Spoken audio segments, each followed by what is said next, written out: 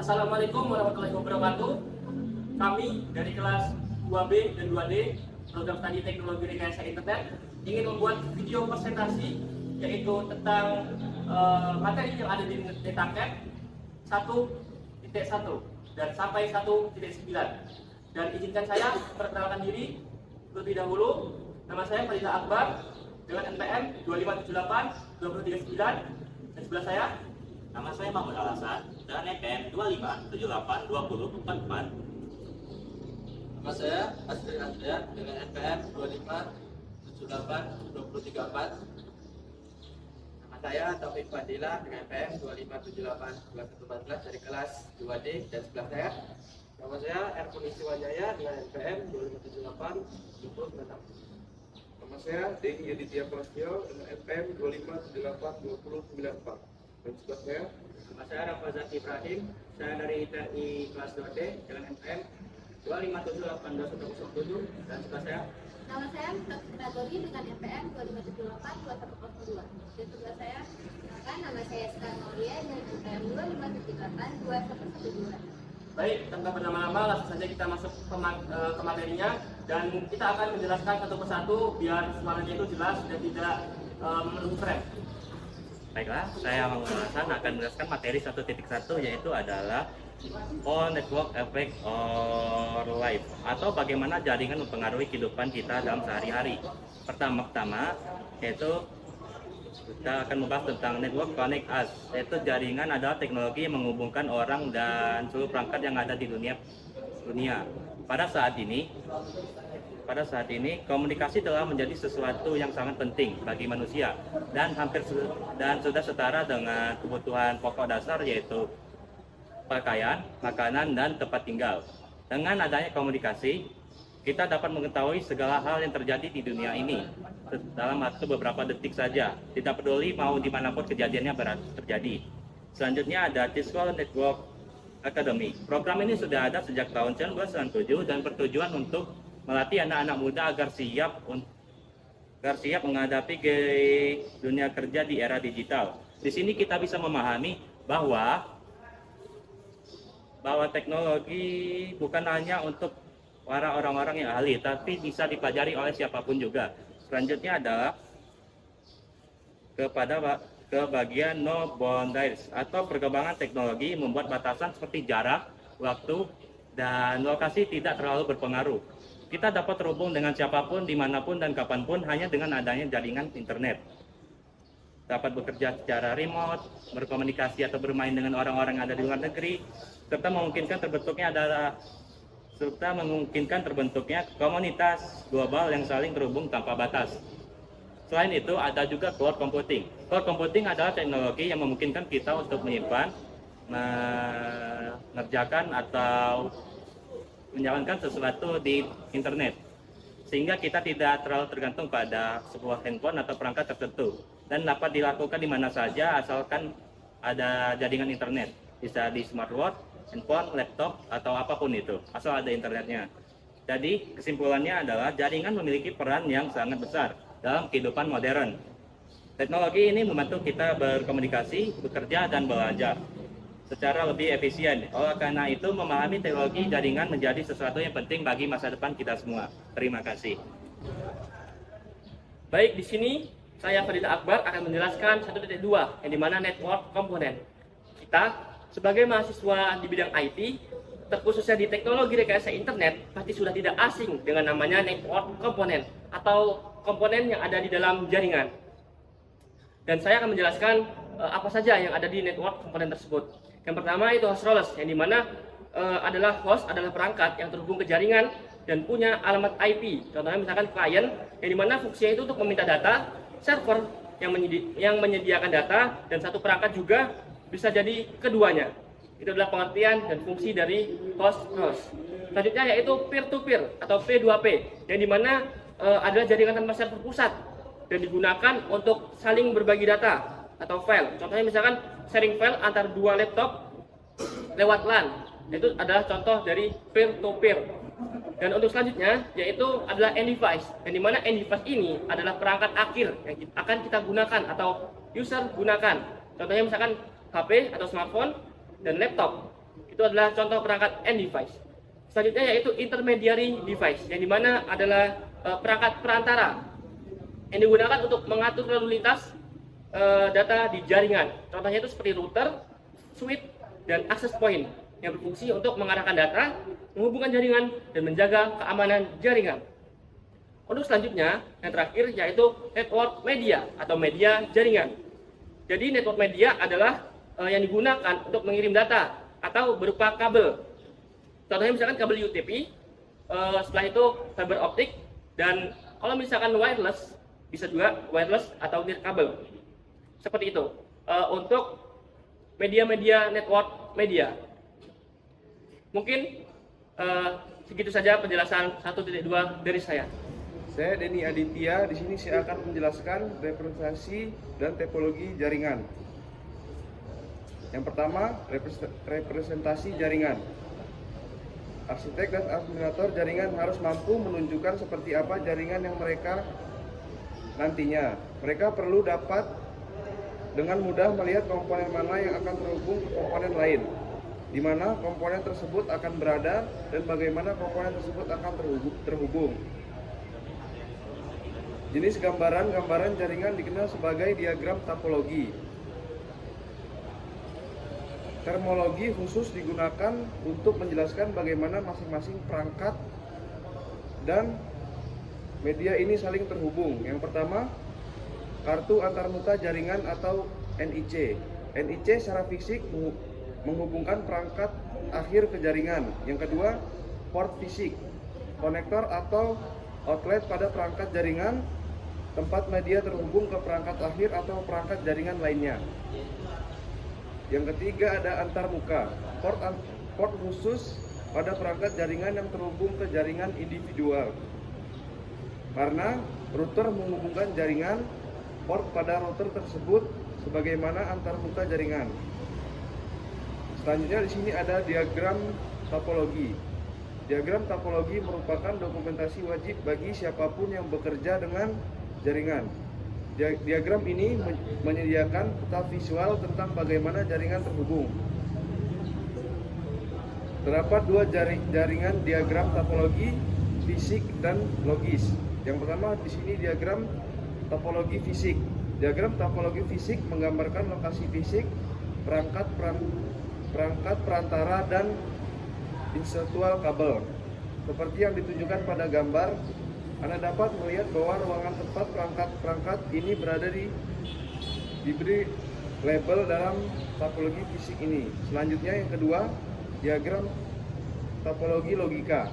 Diagram topologi logis menggambarkan perangkat port, skema, dan pengamatan jaringan seperti yang ditunjukkan pada gambar. Topologi yang ditunjukkan dalam diagram fisik dan logis sesuai dengan tingkat pemahaman Anda pada tahapan ini dalam kursus. Cari di internet. Jika Anda menambahkan kata Cisco ke frasa pencarian Anda akan menemukan banyak topologi yang menggambarkan ikon yang mirip dengan yang telah Anda lihat pada gambar tersebut. Ya mungkin itu materi yang bisa saya sampaikan. Selanjutnya akan diteruskan oleh rekan saya. Di sini saya Taufik Fadila. Di sini saya akan menjelaskan tentang materi dari Cisco NetAchat 1.4, yaitu tentang jaringan, jenis-jenis jaringan dari berbagai ukurannya. Yang pertama itu di sini akan kita memulai memecah jaringan dari yang terkecil hingga yang terbesar.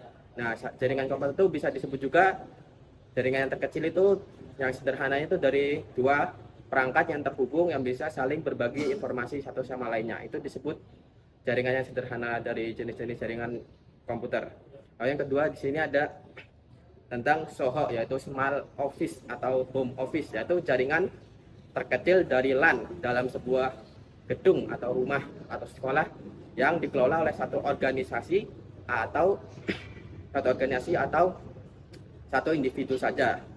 Lalu di sini juga ada jaringan komputer yang dikelola oleh perusahaan atau organisasi yang lebih besar, yaitu di mana untuk menyimpan data server dan mengelola komunikasi seperti email serta mendukung kolaborasi antar karyawan. Dan juga di sini ada tentang jaringan peer to peer, yaitu di mana klien dan server di mana dua perangkat itu bisa sebagai klien dan server, bisa mengirim atau menerima file yang dihubungkan, yaitu bisa berperan sebagai klien dan server di jaringan peer to peer. Lalu di sini juga ada tentang LAN dan WAN, yaitu LAN yaitu local area network, di mana LAN ini yaitu sebuah jaringan komputer di mana dalam sebuah gedung di situ ada tentang jaringan komputer, seperti biasanya ada topologi star atau sejenisnya yang dalam satu gedung itu, tapi tidak mencakup gedung yang lain. Lalu ada WAN, Wide Area Network. Di sini WAN itu jaringan komputer di mana jaringan terhubung secara luas, yaitu seperti katanya wide, yaitu jaringan terhubung berkilo-kilometer, biasanya memakai jaringan fiber optik sebagai penghubungnya, kabelnya. Biasanya terhubung antara negara, antar negara-negara, antara benua, seperti itu. Lalu di sini juga ada internet, yaitu jaringan yang skala global yang dapat diakses secara mendunia, yaitu gabungan dari jaringan WAN dari seluruh dunia. Makanya disebut internet. Lalu di sini juga ada intranet dan extranet, di mana intranet ini jaringan komputer yang aksesnya hanya dimiliki oleh suatu organisasi tersebut. Biasanya ada kampus, yaitu hanya diakses oleh mahasiswanya, seperti biasanya menggunakan NIM atau sejenisnya biasanya untuk mengakses intranetnya ini. Lalu juga ada extranet, di mana sebuah jaringan intranet tadi, tapi aksesnya juga diberikan sebagian kepada publik, misalnya seperti mitra kerjanya. Nah, mungkin untuk bagian 141 itu hanya itu saja dari saya. Oke, yang selanjutnya ada koneksi internet ya, atau internet akses teknologi. Ini adalah cara kita terhubung ke internet. Dan jenis-jenisnya, yang pertama di sini ada DSL, yaitu Digital Subscriber Lines, atau lewat kabel telepon ya. Lalu ada kabel, yaitu lewat TV kabel, dan juga fiber optik ya. Fiber optik ini di sini yang paling cepat. Lalu ada wireless atau seluler, biasanya digunakan tanpa kabel. Lalu selanjutnya ada satelit, biasanya untuk daerah terpencil. Intinya semakin modern teknologinya, semakin cepat dan stabil juga koneksinya. Selanjutnya ada home and small office internet connection, atau koneksi internet untuk rumah atau kantor kecil. Ciri-cirinya biasanya digunakan sedikit mudah dan biayanya lebih murah. Lalu ada kecepatan yang cukup untuk kebutuhan sehari-hari. Contohnya ada wifi rumah, hotspot HP, dan juga modem internet. Perangkat utamanya yaitu modem yang menghubungkan ke internet, lalu router memanggil koneksi ke banyak perangkat. Intinya fokus pada kemudahan dan harga yang terjangkau. Selanjutnya ada business internet connection, yaitu koneksi untuk perusahaan atau bisnis. Ciri-cirinya digunakan banyak pengguna, lebih cepat dan stabil, dan ada keamanan tinggi, dan juga biayanya yang lebih mahal. Contohnya dedicated internet atau khusus perusahaan, dan juga fiber optik skala besar. Lalu ada juga VPN untuk koneksi aman antar kantor. Intinya fokus pada kecepatan, stabilitas, dan keamanan. Lalu ada converging network atau jaringan terintegrasi. Semua layanan digabung dalam satu jaringan. Contohnya seperti dahulu telepon, TV, dan internet itu memiliki jaringannya sendiri. Sekarang semuanya menjadi satu, yaitu internet. Contohnya seperti video call, streaming, chat, telepon via internet, digabung. Intinya jaringan bisa untuk banyak layanan sekaligus. Baik, di sini saya pengantar materi 1.6, yaitu materinya pengantar arsitektur jaringan yang pertama. Isinya keandalan jaringan sangat penting karena banyak orang yang bergantung padanya untuk bekerja dan belajar. Jaringan kini tidak hanya mengirim data, tapi juga menghubungkan manusia, perangkat, dan informasi. Agar jaringan bisa berjalan efisien dan berkembang, harus dibangun berdasarkan arsitektur standar yang meliputi infrastruktur fisik, kabel atau perangkat, yang kedua teknologi pendukung, yang ketiga protokol atau aturan pengiriman data. Lalu ada 4 karakteristik utama yang harus dimiliki jaringan yang baik.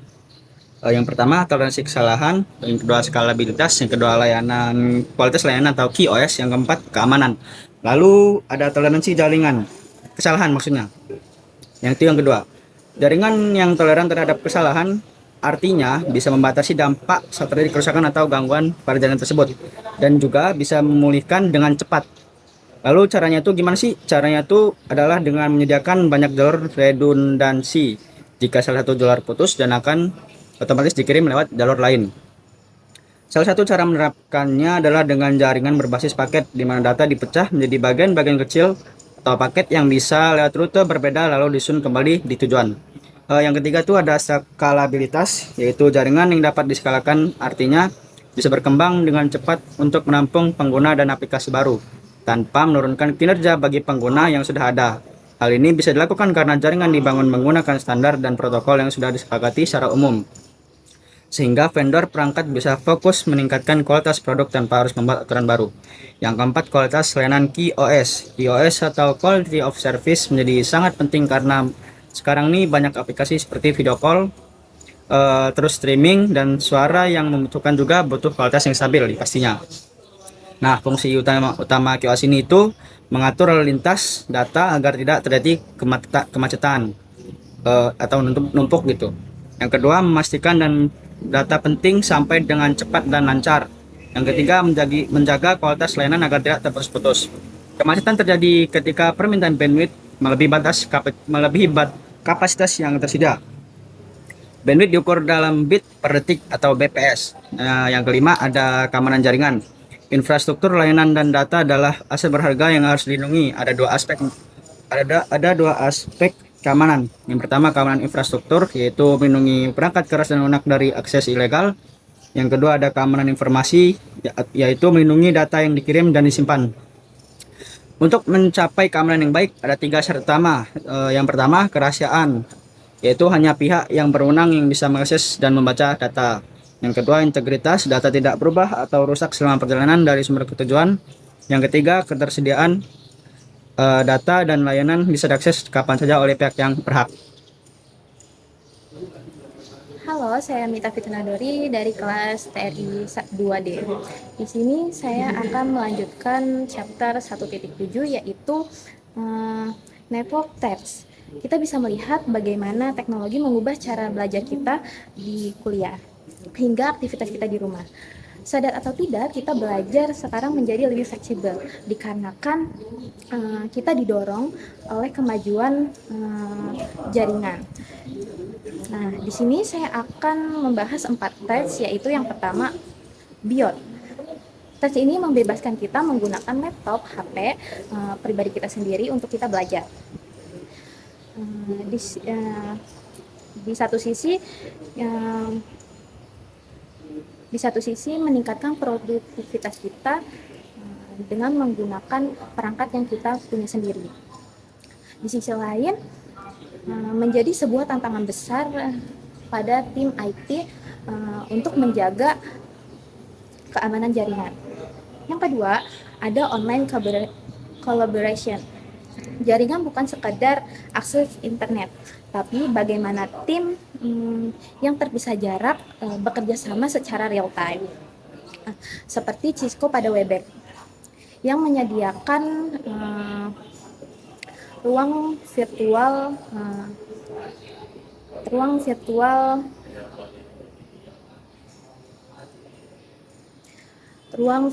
untuk diskusi. Yang ketiga, ada video communication. Interaksi visual menjadi kebutuhan utama untuk membangun kedekatan tim yang tersebar di berbagai daerah. Seperti penyedia jaringan harus menyediakan bandwidth yang cukup besar untuk agar kualitas video tetap lancar. Yang keempat, ada cloud computing. Kita tidak perlu membangun server fisik yang mahal. Semua data ditaruh di pusat data dan dimasukkan ke pihak ketiga yang diakses melalui via internet. Modenya pun banyak, mulai dari publik yang sering kita gunakan secara gratis. Kesimpulannya, teknologi jaringan di masa kini berfokus pada mobilitas, collaboration, dan otomasi. Semuanya hadir untuk menghapus menghapus batas jarak dan waktu demi kehidupan, demi mempermudah hidup kita. Ya. Perkenalkan, saya Asril Andrean. Di sini saya akan menjelaskan materi 1.9, yaitu tentang keamanan jaringan. Di era digital saat ini, keamanan jaringan bukan lagi pilihan, melainkan prioritas utama bagi semua orang, baik itu pengguna rumahan ataupun perusahaan besar. Hari ini saya akan membedah apa saja ancaman yang mengintai jaringan kita dan bagaimana cara mengatasinya. Ancaman keamanan jaringan bisa datang dari dua arah. Yang pertama dari eksternal atau dari luar, dan yang kedua dari internal, yaitu dari dalam. Adapun beberapa ancaman eksternal yang paling umum, yaitu yang pertama ada malware seperti virus, kemudian worms dan trojan horse. Kemudian ada spyware dan adware, yaitu perangkat lunak yang diam-diam mematai perangkat kita untuk mencuri data pribadi kita. Kemudian ada serangan zero day. Serangan zero day ini sangat berbahaya, yaitu dia memanfaatkan celah keamanan ketika celah tersebut baru pertama kali ditemukan. Kemudian ada DOS, yaitu denial of service. Serangan yang membuat layanan jaringan melambat hingga lumpuh total. Namun jangan salah, ancaman internal juga sangat berbahaya. Data bisa hilang akibat kelalaian karyawan, perangkat yang dicuri, atau bahkan penyalahgunaan akses oleh pihak dalam yang berniat jahat. Lalu bagaimana kita melawan malware untuk melindungi data pribadi ataupun perangkat kita ketika di perusahaan ataupun di rumah? Untuk jaringan skala kecil, mungkin seperti rumah ataupun kantor, solusinya biasanya mendasar namun sangat penting. Yang pertama yaitu menggunakan antivirus atau anti-spyware. Nah, antivirus dan anti-spyware ini wajib diinstal untuk gerbang keamanan untuk melindungi perangkat dari infeksi perangkat lunak. Kemudian ada firewall. Nah, firewall ini berfungsi sebagai gerbang untuk memfilter atau menyaring data keluar masuk dari luar ataupun dari dalam. Kemudian solusi untuk perusahaan besar, perlindungan yang harus berlapis. Jadi untuk perusahaan besar itu bukan hanya menggunakan anti spyware atau firewall, tapi menggunakan perlindungan yang berlapis. Nah, mereka biasanya menggunakan teknologi yang lebih canggih seperti sistem firewall khusus, kemudian ACL (Access Control List), IPS (Intrusion Prevention System), kemudian VPN. Nah, VPN ini biasanya digunakan untuk karyawan yang dia bekerja melalui remote, menggunakan kerjanya jarak jauh, agar akses dari pribadi ke perusahaan itu transkripsi sehingga tidak mudah dibaca oleh peretas. Nah, kemudian kesimpulannya, keamanan jaringan itu harus terus beradaptasi dengan seiringnya kemajuan teknologi. Tidak ada satu solusi tunggal yang sempurna. Itulah sebabnya kita butuh keamanan berlapis dan memahami infrastruktur switching dan routing. Switching dan routing itu mendasarinya. Kita bisa membangun pertahanan yang lebih kuat dari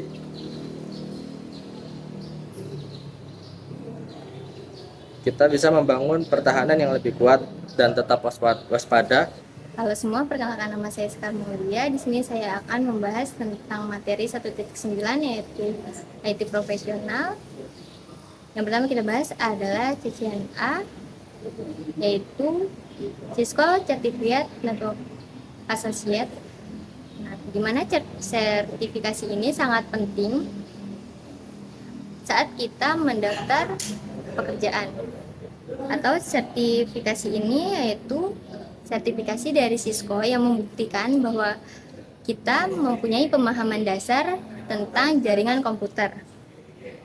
Saat ini, tugas seorang network engineer bukan hanya sekedar mengelola jaringan, tetapi juga berkaitan dengan keamanan jaringan, wireless, virtualisasi, dan otomitasi jaringan.